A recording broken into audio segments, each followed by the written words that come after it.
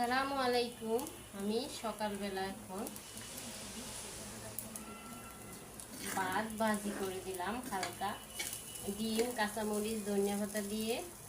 এখন একটু পরিমাণ সয়া সস দিয়ে দিলাম।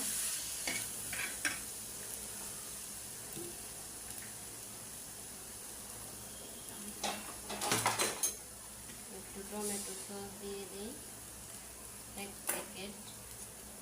এটা